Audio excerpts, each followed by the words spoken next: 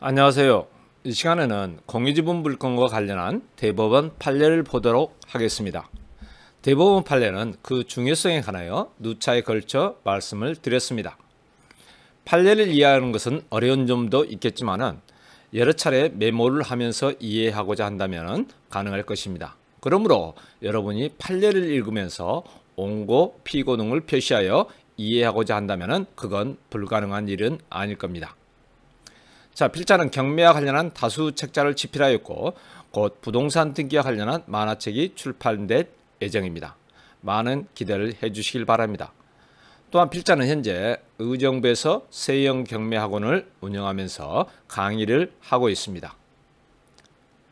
자, 이제 공유지분과 관련한 대법원 판례를 보기로 하겠습니다. 먼저 대법원 2001년 6월 15일자 2000마 2633 결정에 대하여 보겠습니다. 이 판결은 구분소유적 공유지분에 대한 입찰을 실시함에 있어서 감정평가의 대상이 어떻게 되는가에 대한 판결입니다. 자, 그림에서 보듯이 토지와 건물을 갑을병이 각 3분의 1씩 소유하면서 갑이 1층, 을이 2층, 병이 3층을 각각 구분으로 소유하고 있었습니다. 이때 갑의 지분 3분의 1이 경매에 들어갔습니다. 구분소유적 공유경매란 편의상 등기는 각각의 지분으로 되어 있지만 실질적으로는 각각 구분하여 소유하고 있다는 겁니다. 여기서는 토지와 건물을 갑을병이 각 3분의 1씩 공유로 소유하고 있지만 실제적으로는 갑이 1층을, 을이 2층을, 병이 3층을 구분하여 소유하고 있는 것입니다. 이와 같은 경우 갑의 지분이 경매에 들어갔다면 최초 법사 가격을 공유지분처럼 전체를 감정하여 나눌 것인지 아니면 갑이 구분 소유하고 있는 1층을 감정하여 최초 법사 가격으로 정할 것인지가 문제가 됩니다. 판례는 공유지분 물건처럼 전체를 감정하여 3분의 1로 하는 것이 아니라 특정 구분 소유 목적물, 즉 1층에 대하여 감정평가해야 한다고 했습니다. 또한 낙찰에 의한 소유권 취득은 성질상 승계취득이므로 낙찰자는 구분 소유적 공유지분, 즉 1층을 그대로 취득하는 것이라는 겁니다. 자, 다음으로는 2002년 5월 14일 선고 2002-9738호 사판결을 보겠습니다. 이 판결은 가반수 지분 후 공유자로부터 사용수익을 허락받은 점유자에 대하여 소수 지분 후 공유자가 점유 배제를 구할 수 있는지 여부에 대한 판결입니다. 자, 그림에서 보면 더욱 자세히 알 수가 있습니다. 갑을병이 3분의 5, 5분의 3, 5분의 1, 5분의 1씩을 소유하고 있는 상태에서 가반수 이상 지분권자인 갑이 정에게 사용 승낙을 했습니다.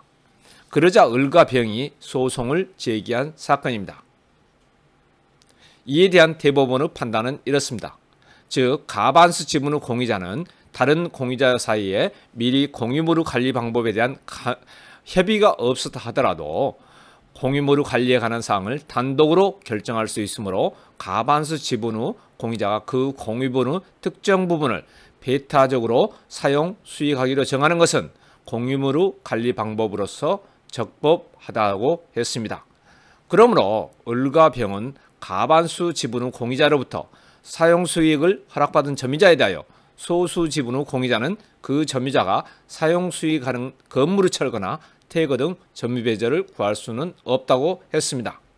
그러나 갑은 그로 말미암아 지분이 있을 때 그 특정 부분의 사용 수익을 전혀 하지 못하여 손해를 입고 있는 소수 지분권자, 즉 을과 병에게 그 지분에 상응하는 임료상당의 부당이득을 하고 있다 할 것이므로 이를 반환할 의무가 있다고 했습니다. 자, 다음으로는 대법원 2005년 5월 12일 선고 2005-1827 판결을 보겠습니다. 이 판결은 공유자 간의 공유물에 대한 사용수익 관리에 관한 특약이 특정 승계인에게 승계되는지 여부 및 이 특약 후에 공유자 변경이 있고 특약을 변경할 만한 사정이 있는 경우 특약을 변경할 수 있는지에 대한 판례입니다. 자, 그림에서 보면 이렇습니다. 갑을병이 각각 3분의 1씩 소유를 하고 있으면서 사용수익 관리에 관한 특약을 맺었습니다. 구 갑이 지분을 정에게 매도하였고 정은 병을 설득하여 새로운 계약을 하자고 제의했습니다. 그러나 을은 이에 대하여 반대를 하여 소송을 제기를 하였습니다. 자, 이에 대한 대법원 판단은 이렇습니다. 공유자 간의 공유물에 관한 사용수익 관리에 관한 특약은 특정 승계인에 대하여도 당연히 승계된다고 할 것이나 민법 제265조는 공유물 관리에 관한 사항은 공유자의 지분 후 과반수로서 결정한다라고 규정하고 있으므로 이와 같은 특약 위에 공유자의 변경이 있고 특약을 변경할 만한 사정이 있는 경우에는 공유자의 지분의 과반수 결정으로 기존 특약을 변경할 수 있다고 판단하였습니다. 즉 이와 같은 경우 병과 정이 과반수 이상을 소유하고 있으므로 기존 갑을 병이 맺었던 특약을 변경할 수 있다는 겁니다. 자, 다음은 대법원 2008년 2월 15일 선고 2006-68,810 판결에 대하여 보겠습니다. 이 판결은 구분소유적 공유관계가 경매에 의하여 제3자에게 승계되기 위한 요건에 대한 판례입니다. 그림에서 보는 바와 같이 갑과 을은 각 2분의 1씩 지분을 소유하고 있었고 합의를 통하여 각각의 이치를 정하여 구분소유적 공유관계로 소유하기로 약정을 했습니다. 이때 갑의 지분을 병에게 처분하기로 했을 경우 병은 특정 부분에 있는 갑의 이치와 면적을 그대로 승계하는가 하는 것입니다. 자, 이런 경우 두 가지 경우로 생각해 볼 수가 있습니다. 첫째는 구분소유 목적인 특정 부분을 처분하면서 등기부상의 공유지분을 그 특정 부분에 대한 표상으로서 인정하는 경우인데 이런 경우 병은 갑이 소유하고 있던 구분소유하고 있던 이치와 면적을 그대로 승계합니다. 둘째는 등기부 기재대로 일필지 전체에 대한 진정한 공유지분으로서 처분하는 경우인데 이런 경우 병은 그 부동산 전체에 대한 공유지분을 취득하고 구분소유적 공유관계는 소멸합니다. 그렇다면 이런 경우 경매에서는 어떻게 하는가가 문제가 됩니다.